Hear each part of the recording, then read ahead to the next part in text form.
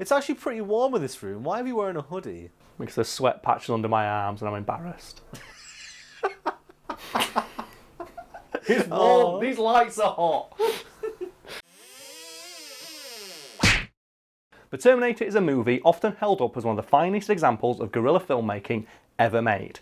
Filmed on a comparatively limited budget of $6 million, James Cameron somehow managed to stretch it thinner than an angel's G-string thanks to his experience working on B-movies in the 1980s. Why an angel's G-string? I'm pretty sure an angel wears the thinnest G-strings imaginable, man. When I think of angels, I think of giant fat asses, because that's my idea of heaven.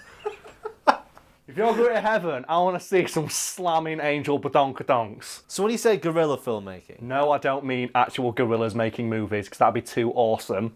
It's, for people who don't know the term guerrilla filmmaking, it's basically filming stuff without all those pesky permits. Yeah, it's filming stuff illegally. Yeah, to try and save money, and the Terminator's known to be one of the finest examples of this, because James Cameron did it a lot. I once did some guerrilla filmmaking in college. Do you mean actual guerrilla filmmaking or with gorillas? No, actual gorilla, G-U-E. Okay, Not yeah. with actual gorillas. Oh, I was getting excited then. It was a scene with guns. Okay. And the police got called. Yes. Obviously. And they turned up, like, to see all these kids stood around with cameras holding plastic guns at each other. And we're like, yeah, someone's called it in. Someone said there's a bunch of people here shooting each other with guns. And we were like, yeah, it's just a film. And they were like, their advice to us was, put up a sign to say, this is a film.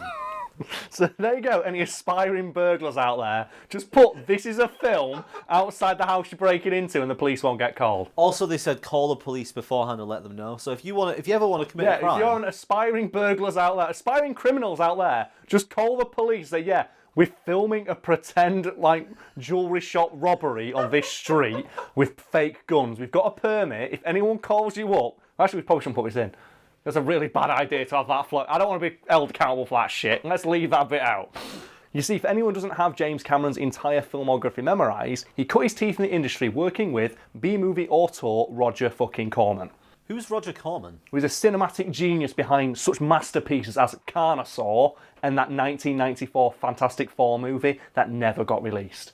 If anyone's looking at the screen like Brad's looking at me now, yes, there was an unreleased Fantastic Four movie in the 90s that they basically made just to hold on to the rights for Fantastic Four for another couple of years so they could retry with like a bigger budget, and that ended up being like, you know, the Fantastic Four movie starring Chris Evans and Jessica Alba. So I guess the big budget didn't really help. And it's a big piece of shit, as you'd imagine, but it's not actually all that big a piece of shit compared to the other Fantastic Four movies that got made, which, hilariously, the first two, like, you know, the first shit one starring Chris Evans and the one with the Silver Surfer in it, were produced by the same guy. They have a lower rating on Rotten Tomatoes than that unreleased one. And I think it's got a lot to do with the fact that was the only live-action Fantastic Four movie to date to actually feature a half-decent looking Doctor Doom. Because obviously there are versions of it out there online, there are bootleg copies everywhere. And the version of like Doctor Doom in that is not half bad looking, considering it was filmed on $1 million budget. Why does everyone seem to want to shy away from Doctor Doom being this like eccentric leader of Latveria? I love it. Do you know what my favourite thing about Doctor Doom? In his armour, he's got a piece of the original true cross that Jesus was crucified on to protect him from vampires. You might think that sounds stupid. Remember, he lives in the Marvel universe where like Blade exists. So that's not an unfounded fear. But Doctor Doom is such a mega super hyper paranoid genius that he has a piece of the true cross in his armour. Where did he get that from? I don't know. Somewhere, I Don't guess. say the cross. I don't know. He found it somewhere. I didn't know that about him. Also, he can do magic. Fires beams from his hands. Also, in the Marvel vs. Capcom, he can do the greatest thing ever, the foot dive. Brad, do you not know about the foot dive? No. You don't know that Doctor Doom travels just via putting his feet in front of him and just flying at max speed? Because in Marvel vs. Capcom 3, they established that's how Doctor Doom moves. Because one of his like moves in that game is the foot dive. And he just puts his arms across his chest like this and then just lies back at like whatever fucking angle he feels like and flies towards you feet first. But he does it, and it's one of the best moves in the entire game. Because there are combos in that game where you can just do it like 6 times in a row. Just like foot dive, foot dive, foot dive. Just like it's Doctor Doom. Just say what a nail, stomping your asshole repeatedly, and then just fire like 80,000 finger lasers at you. It's great. Do you realise that Marvel property is now so ingrained in like our lives that they come up now in almost every video? I guess that's how you make 20 good movies in a row. Getting back to the Terminator, according to Cameron, his time spent working with Roger Corman taught him to, quote, to make a film on a budget, which came in very handy when he was given $6 million and told to make a film about a robotic time assassin who comes from a future filled with sentient murder bots. It's got a lot of very impressive imagery considering it only cost $6 million. Yeah, I think the future scene is the one that sums it up the best. Because you think, he filmed it in like a car park or some shit like that he somehow managed to make look like futuristic post-apocalyptic Los Angeles, and even puts like laser guns and robots and shit in that stuff. And that was all thanks to his work, like working with Roger Corman. He was talking like, here's how you dress a set cheaply, and that's what he did. Apparently, like I said, a parking lot somehow became future apocalyptic LA, and it looks great. The movie looks fantastic for like what it was and the budget it had and the time period it was made. To fulfill such a tall order, Cameron used basically every single trick in the being a cheap-ass filmmaker book, starting by filming almost every single scene at night. Why film at night? Well, when you film at night, Brad, you don't have to apply for any of those pesky permits because there's less people around to catch you filming illegally, which left Cameron with more money to make giant rubber models of Arnold Schwarzenegger's head. Yeah, that rubber head is not one of the better things in there. It's not one of the effects that holds up, is it? Not everything can be the endoskeleton from the end of the movie, but remember, folks, 1980s, really small budget. They tried their best, like giving the benefit of the doubt on this one. Because I think they did, like, you know, an admirable job given like what they had to work with. So that's one of the few scenes you look at and you go, that one doesn't hold up. Almost everything else in the movie does. But you can let that slide when the movie's that good. But it's such a good movie. It's so fucking awesome. A problem that arises though when you film at night, like Cameron did for almost every single scene in the Terminator, is that it's very hard to light whatever subject you're trying to capture. I'm assuming then they invested in some big-ass lights. You mean like the ones we've got shining directly into my face right now, filming in a slightly dim bedroom? No, they didn't. In fact, Terminator 1 didn't have a budget for lighting at all. Shit. Yes, not a single shot in that entire movie was lit by outside lighting. It was all the lighting that was available where they filmed. And that's amazing. If you don't follow filmmaking that much, that's fucking unbelievable. Like, almost no filmmakers can do this because it's so difficult to capture a subject and light it in the way you need it to be lit. Not even talking about like artistically lit. Just light it so you can fucking see it on camera with natural lighting that's available. That's why they almost always have these big ass lights like I've got here, which really hurt my eyes after a while. I'm very sorry. Yeah, you start to fade away into the distance just because I've got so much bright light in my eyes, you just disappear. The thing is, though, you're not in any way an ideal setup for this. No, I'm not. Like, I'm still lit poorly. For anyone who doesn't know anything about filmmaking, it's incredibly difficult to light any scene just because it's so hard for the camera to pick it up. Yeah, and now I'd like Brad to compare, like, you know, this shot of me stood perfectly still in what I'd consider ideal circumstances with two professional lights from the future, because obviously the Terminator didn't have access to this kind of shit, and compare it to just any shot of Arnold Schwarzenegger in the Terminator and how well he's lit and how, like, you know, atmospheric it looks. Make it atmospheric if you want, man. Just turn one light off.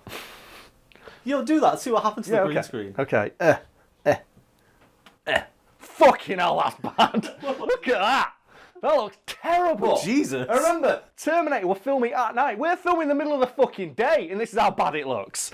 Man, like Arnold Schwarzenegger's pecs look amazing in that film. They look so well lit. They're glistening under that light. And do you know how they did it? Because this is what I found really amazing. Like, James Cameron, knowing he literally did not have a lighting budget, drove around looking specifically for streets and alleyways that had mercury vapor lights. Why mercury vapor? What? Try that one again. That's going in. Mercury vapor? Yeah, go on. Ask again. Why mercury vapor lights? Because they gave off this really distinctive, like, blue tinge.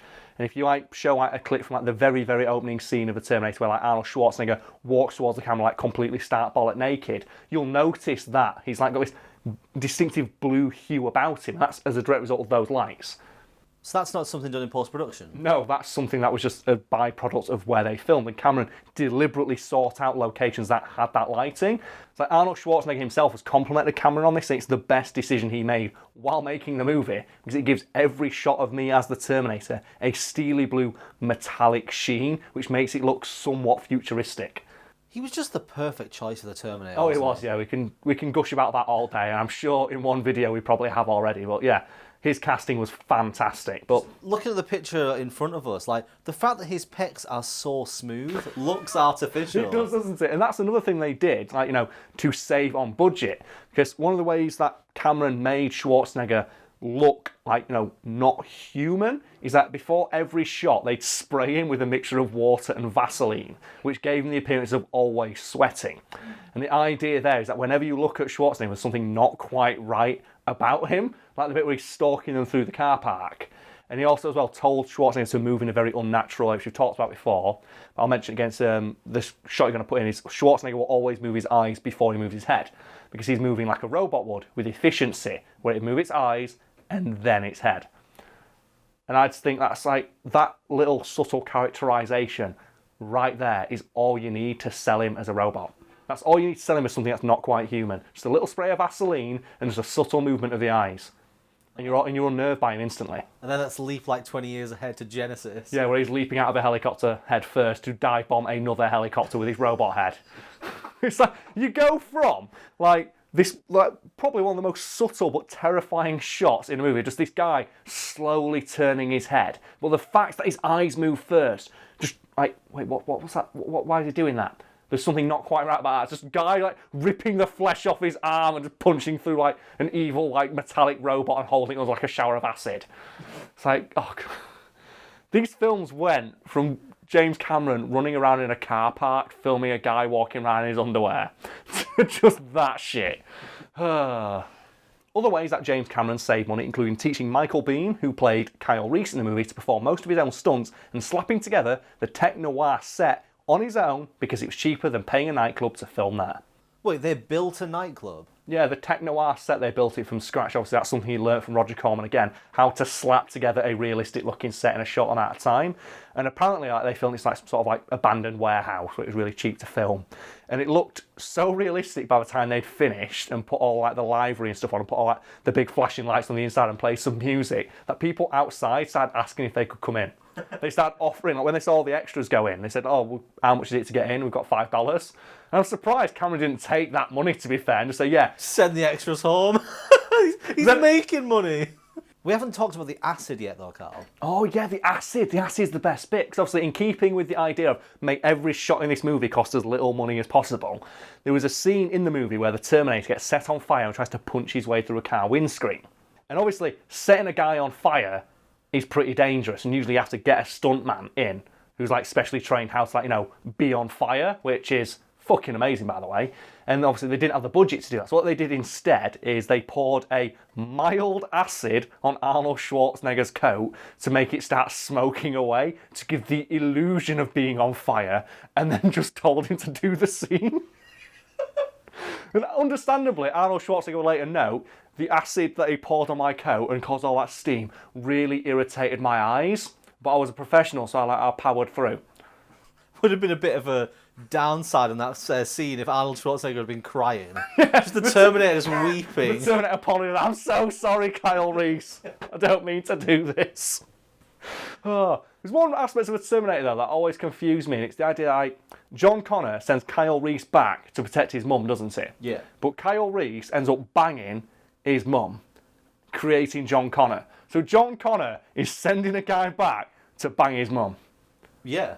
And that never gets mentioned, does it? How weird was that interaction when he picked him for the mission? Hand-picked him, because obviously the story goes like Sarah Connor tells John Connor, your father came from the future. So he has to go and he has to hand-pick the guy who's going to bang his mum. He has to find him. Out of all these stories, like, who wants to volunteer for the mission and going back in time, away from this murderous hellscape where you're going to get murdered by a robot at any point, to go have sex with a waitress? See, I always assumed that his mum had said to him, the name of the guy is Kyle Reese. Oh, because obviously they do that in... how many soldiers when they found that out? So they go, no, I'm Kyle Reese. It's like an I am Spartacus moment. I volunteered to go back in time and have sex with this hot waitress. I don't think he told anyone that. I think that was for him to keep to him. He didn't go around going, who's Kyle Reese? You didn't go and fuck my mum. Do you think, though, how awkward that was the first time they met when he shakes his hand and goes, oh, I'm going to send this guy back to just fucking slam my mum. So Brad and the audience at home, I think we can all agree that having any kind of acid, however mild, poured upon your person is something that would suck, correct? Yeah. Not according to stuntman Peter Kent. What did Peter Kent say? There was an interview with him where they asked him about that shot and how it was achieved, where the guy asked him, like, well, is it true for that shot in Terminator where the Terminator's on fire? They just poured like acid on Arnold Schwarzenegger? That's kind of crazy, right? And Peter Kent goes, yeah, they did do that, but Arnold Schwarzenegger's a pussy saying that it hurt his eyes. So I'd like to, at this moment, just put in a shot of Arnold Schwarzenegger, you know, the huge pussy that he is in the Terminator, and think to yourself, would you call that guy a pussy to his face? That guy who was trained in the army as a tank driver and won every award in bodybuilding. Yeah, what a huge pussy that guy is. How insecure do you have to be to sit there thinking, yeah, I'm going to insult Conan the Barbarian, the Terminator, and Officer fucking Kimball and call him a pussy? It's like, no, have you seen him in Commando lifting up that big old log or firing like that quad rocket launcher at everybody? Arnold Schwarzenegger beat the Predator in a fist fight. If he says that having that acid hurt his eyes, I'm going to fucking believe it. Do you know what else makes the statement of Arnold Schwarzenegger was a huge pussy during the filming of Terminator kind of hilarious? What? There's a scene in the movie where the Terminator punches through a car window to steal it before driving away. That was a reshoot because Cameron needed some pickup shots for scenes to tie the movie together. And for that scene, what he did is he got Arnold Schwarzenegger back, dressed him back up as the Terminator and drove him to a residential area and said, yeah, like, just walk over to that car there. It's a stunt car. Punch through the window, drive away, the keys are under the dashboard or whatever. He goes, oh, okay, I'll do that. It wasn't a stunt car. It was a real car that James Cameron got for the cheap. They didn't have a permit. It was a real window on a real car. And obviously, Mr. fucking Universe just punched his way through it like it was nothing, didn't realise it wasn't a stunt car, and drove away.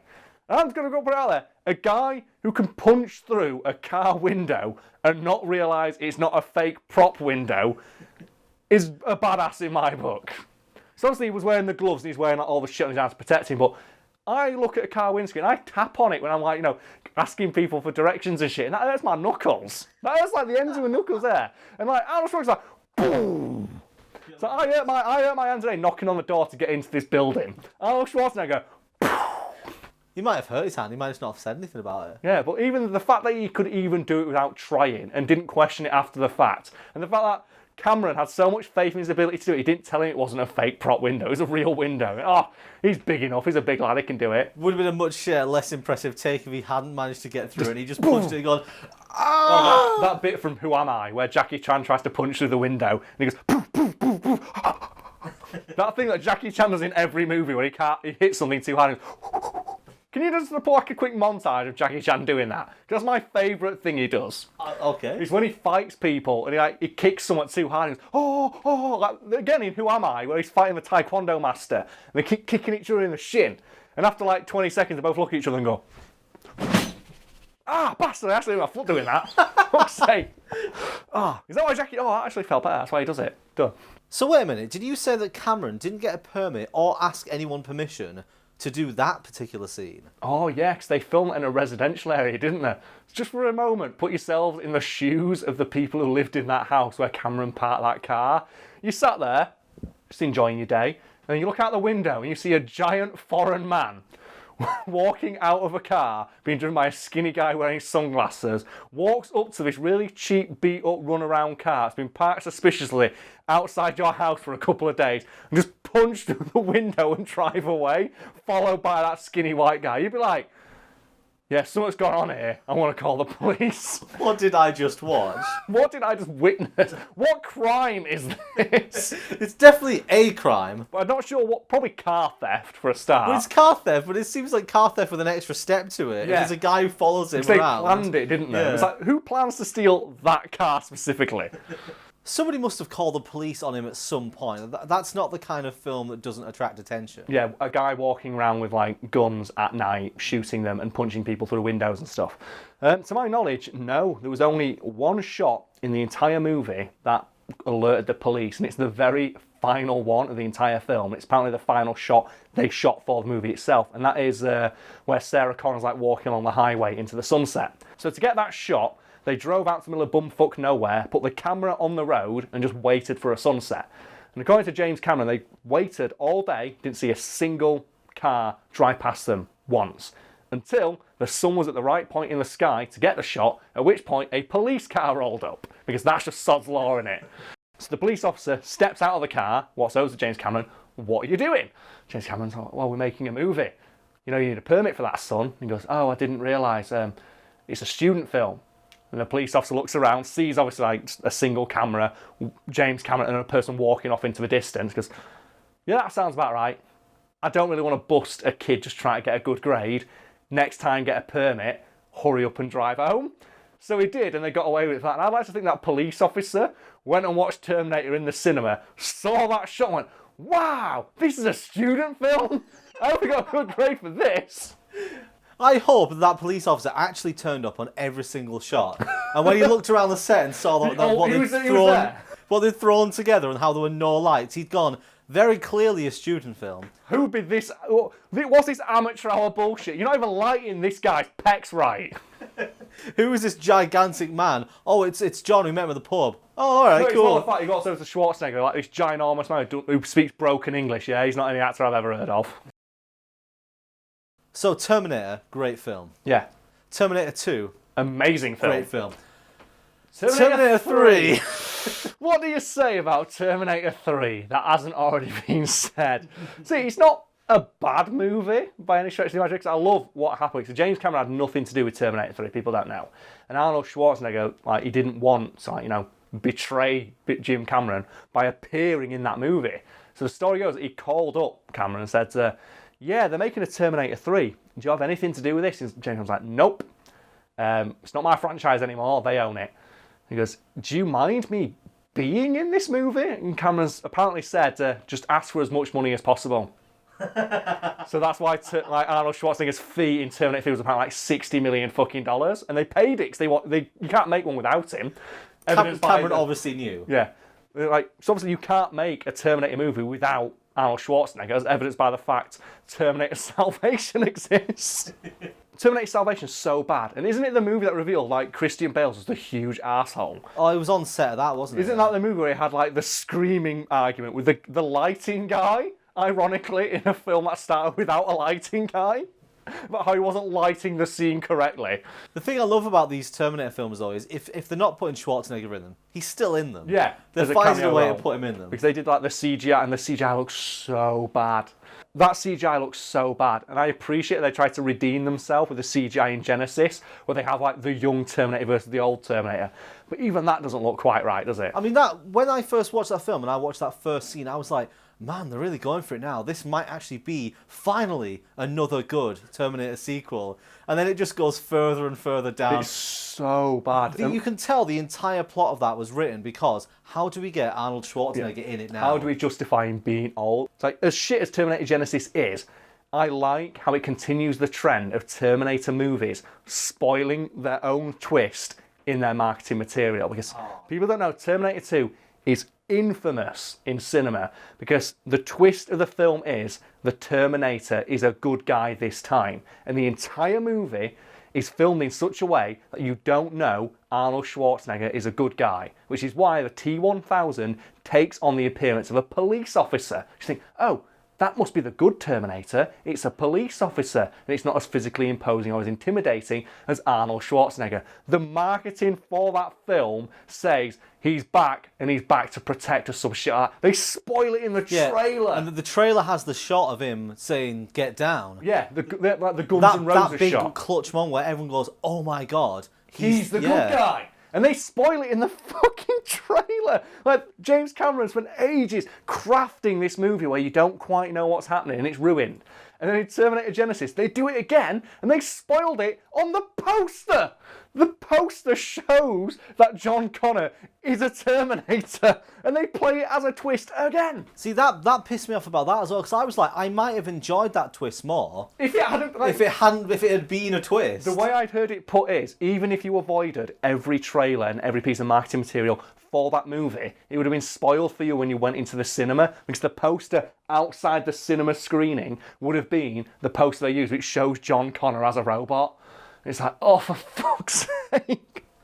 And now they're making a new one. Oh God, they're not. Yeah, James Cameron's back in it because. Okay. Yeah, because James Cameron's obviously embarrassed that there are more bad Terminator movies. Are than good they ones. doing the new thing that seems? Because obviously we've had lots of sequels. Yeah, we've it's reboots. a direct sequel to Terminator 2. Yes, exactly. And Arnold Schwarzenegger's back in it, and the best part is the picture they've released of so they brought back Linda Hamilton, and she's got a shotgun, and they've very clearly photoshopped sunglasses onto her face because she just turned up on set, not giving a fuck, and she's just there with a shotgun, and they just photoshopped sunglasses onto her face. And as bad as it looks, I don't think anything will ever be like. Do you remember the promo images that were released for Terminator Genesis? And it's I forget her name, Emilia Clarke and Jai Courtney screaming while holding machine guns that they're firing at the ground. Because obviously they're supposed to be I think they took the shot of them running with a gun and screaming. Yeah. But they edited it in such a way so it looks like they're firing. So it just looks like they're firing at the ground. Die, pavement. It's like, yeah, that's my Sarah Connor. That's the woman who was so paranoid she stockpiled her own fucking coffin full of weapons. Just Terminator 3 as bad as it is, I love that shot. Yeah. When they go to Sarah Connor's grave, and he's like, you can't desecrate my mum's grave. Your mother's ashes were burnt and they were spread in the Mexico desert. Punch through, pulls out a minigun. Your mum buried a minigun. Isn't the coffin bulletproof as well? Yeah, they make the coffin. She even knew that. And then they put Emilia Clarke in there, and it's like she's it's like Tony Montana in the pavement. But yeah, that thing I was saying about the trends, it fascinates me the way that movies are going. They're doing it with your sequels, cinematic universes, reboots, and now they're doing sequels, but are rebooting after a certain number. Because they're embarrassed about how bad they got in Because I thought it was weird when Superman Returns did it, when they scrapped a couple of films. They're doing it with Robocop as well. Yeah. They're making a direct sequel to Robocop 1 starring Peter Weller that ignores Robocop 2 and 3. They've done it with Halloween, because they've done that one that because they're embarrassed about how shit the Halloween movie started to get. But that's what they do. They get the old-ass actors in, write a new plot, and claim it's a direct sequel to the original. It's because they try to do it before they all die. Yeah. Originally, they were trying to do it before it was embarrassing that they were in these movies. So obviously that's why Terminator 3 exists. It'd be embarrassing to have a 60, 70-year-old Arnold running around as a Terminator. Now they've realised no one cares. Like, the Expendable movies are popular, and I don't think there's a single actor in that who's under 50. So they've realised it doesn't matter how old they are, it's just do it before they die. It's like Peter Weller is like, sad as going to think of that, he's not going to be here. He's not going to be here forever. Fuck it, make one more RoboCop movie while we can still get him in the suit and he won't collapse in it. What they have to do is they have to use the original suit, but sort of not do it quite as extreme as like the Iron Man suit that appeared in the 2014. Yeah. Well, the thing is though as well, do you know what they're doing? Like, speaking of bringing old ass actors back, do you know what else they're making? What? Another Rambo movie. Oh God, really? Yeah, and Sylvester Stallone's in his 70s. Yeah, but I mean, he's doing well for a 70-year-old. He's not bad for a 70-year-old, but they're making a Rambo film where Rambo is 70. My one gripe about all this stuff is that the film Gran Torino was made before this trend kicked off. Because that's like Clint Eastwood playing an old badass, but his most badass thing is standing there and pointing a gun at somebody. He's just an old man who shoots people on his doorstep. But now you've got Sylvester Stallone, who's as old, if not older, than Clint Eastwood was in that movie, walking around stabbing people and ripping their throats out and shit. Speaking of these sequels, are they going to make a Rush Hour 4? Yeah, and a Bad Boys 3. And my favourite thing about Bad Boys 3 is that I just like to imagine Martin Lawrence just staring through Will Smith's window. It's like, hey, do you want to make a Bad Boys 3? And Will Smith just sat there with all his Suicide Squad money going, I think I'm good. And then he realised the Suicide Squad money pile wasn't as high as he quite imagined it and went, oh shit, I guess I better make a Bad Boys 3 then. If they don't have Nick Frost at the premiere of Bad Boys 3 saying to people in the audience, you ain't seen Bad Boys 3? I thought you were about he was in one of the movies. No. He wasn't in one of them, was he? No, he needs to be there so he can say that to everyone when he comes out. Even voice actors don't get to retire these days. They keep bringing James Earl Jones as Skeleton Bat to do Darth Vader voices. Like Peter Cullen and Frank Welker are getting brought back for fucking Transformers movies, and those guys are ancient.